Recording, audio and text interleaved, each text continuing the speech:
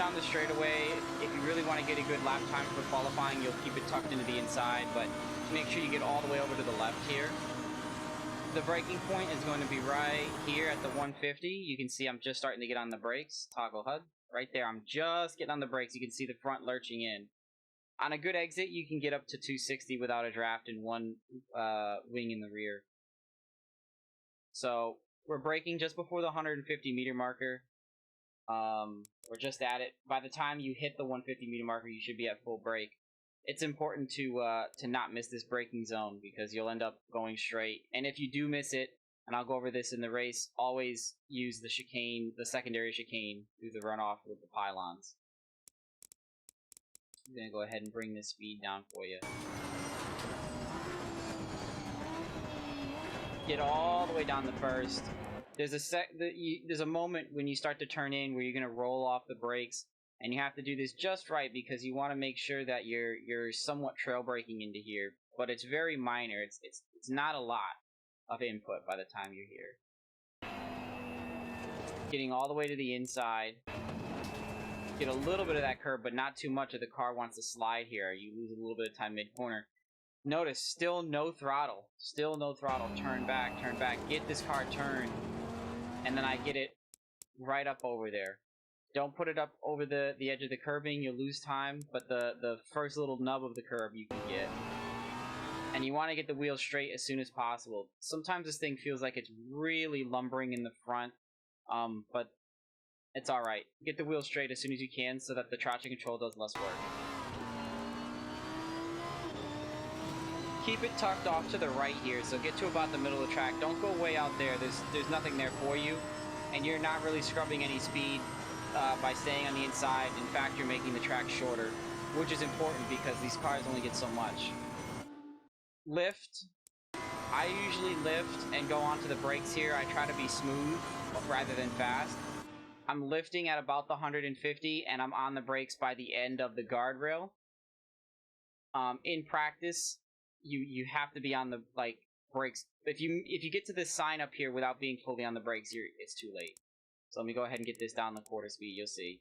Off the gas, brakes by the thing, by the edge of the guardrail, and I'm downshifting heavy here. Down, down, down, down. And you're gonna go ahead and get it turned in. Off the throttle here. Don't take too much of this curb. And then immediately switch it back. And again, don't take too much of this inside curb either. You can get a little bit, but you see how I got there? I had to counter steer because I took a little bit too much curb, and I lost a tiny bit of time there because the car, I had to counter steer and the traction control kicked in. Down to this section here. I use this orange mark where the barrier ends and the next barrier starts as my braking point. I mostly eyeball it. Typically there won't be anybody blocking your view, and there's no real brake markers over here that I can use. So I use this. I wait for it to get a certain amount of space between itself and where my windscreen is. So typically that's how I would suggest doing it. I'm watching that as my brake marker, and as soon as I hit my brake marker, my eyes are back to the apex. Actually a little bit past the apex because I want to late apex this. See how I'm not turning in too soon because then I'd end up touching the curbs too early and you lose a lot of time riding it. I'm going to hit the apex here, which is fairly late. Right there, I'm already washing away from it. Tight, tight, tight. And realistically here, I should be maybe a fraction of a second sooner turning off, starting to straighten the wheel again. But it's pretty hard to feel the grip in this thing. See, it gives me a little bit of oversteer because I didn't straighten the wheel soon enough. If I had straightened the wheel a little bit sooner, I wouldn't have that and I'd save more time. But these are mistakes that you're going to make when you're pushing, and these are mistakes that you just have to kind of get used to minimizing and, getting through them without any incident. So that type of exit there is not uncommon, and you'll probably get that every so many laps when you're pushing during a race. And eventually, once you get your car control down, you'll just be expected to be able to do that while you're pushing hard and chasing someone, you know. We've all seen it in the movies. So come down to here, stay over to the left. I'm using the 50-meter board as my brake. I lift, brake, I'm gonna slow this down here. And watch, I'm downshifting. As I turn in, I roll off the brake. I get the car pointed. Okay? And as soon as I get up to this green mark, as soon as I see the green AstroTurf disappear, I'm already starting to get back on the throttle. And I'm straightening the wheel here. I'm looking for my apex, I'm straightening the wheel. Again, this car wants to get a little swishy-swashy, but I tried to minimize that. It shouldn't be too bad to try and catch when you're pushing. Another thing to note is, when you're pushing in a situation like this, and I was watching this on some of the replays, when you're pushing and you feel the car get a little wishy-washy and it fishtails on you, power through it when it's only a baby one. Watch, I never lift. I just turn the wheel back real quick and straighten it out again. If you lift there, the rear wheels will catch more traction, and if you do that while you jerk the wheel back to the other side to try and get the car's nose straight, you're gonna get snapped back.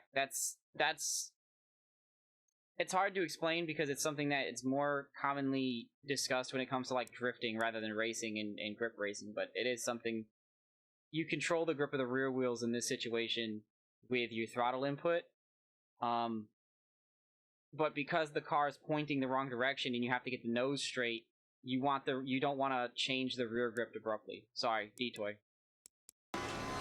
You make sure you can use all that exit over there. If you go off to the grass, you have to keep the car straight. If you try to keep the wheel turned at all, when your left tires hit the grass, if you go too far on the runoff, you're going to spin immediately. So keep the wheel straight if you go too far on the runoff.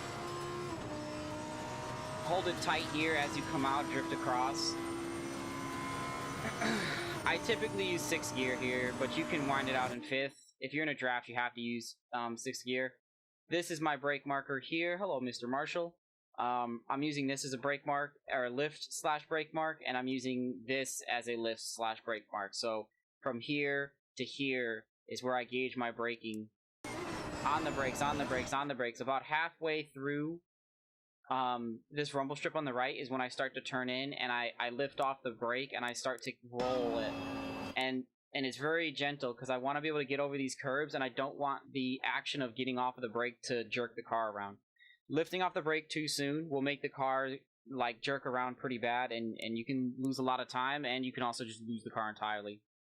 So I'm going to slow this section down. Get your tires over this here, your left tires, and it's very difficult to spin out even if you take too much of this on the left. So use a lot of this. The worst case scenario is you could get a warning for going over track limits. Get it turned back. You can use the extra until the curbing changes to the green AstroTurf on this part of the course. You can use a little bit of the curb. You could hear the tires rub up against it, and I'm off of it going into this section because I know that if I put it over these turtles, I'm losing it. The first turtles on the left are safe. The turtles on the right, not safe. And notice my throttle control as well. I'm half throttle here. I'm all about getting this, maintaining speed here without pushing too hard. If I flat-footed it, the car's going to just push straight through the corner because I need to keep right.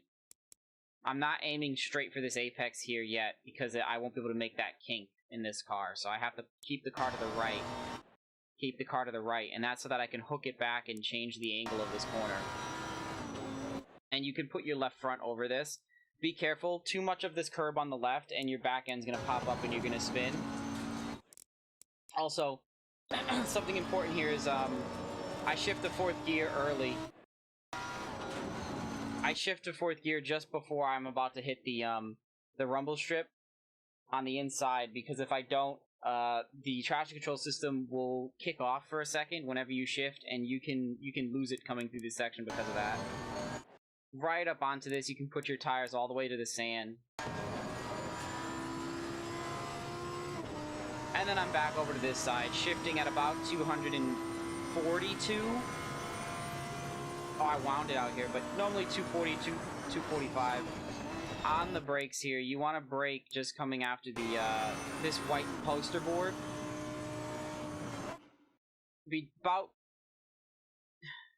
There's a brake marker here. This 100 board, I don't really use the 100. I wait until it's past the car entirely, and I kind of gauge it looking at halfway, so a little before halfway.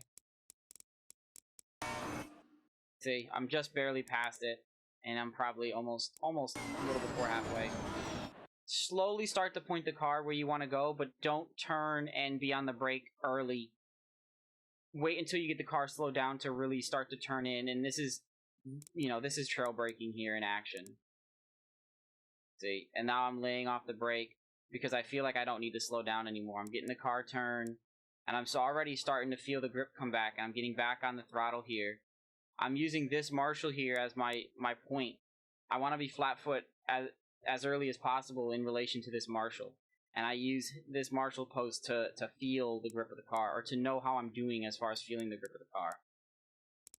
And by now I'm flat-footed, and I'm just trying to keep the wheel as straight as possible coming out, because if you straighten the wheel too much, you don't turn and you don't keep it tight.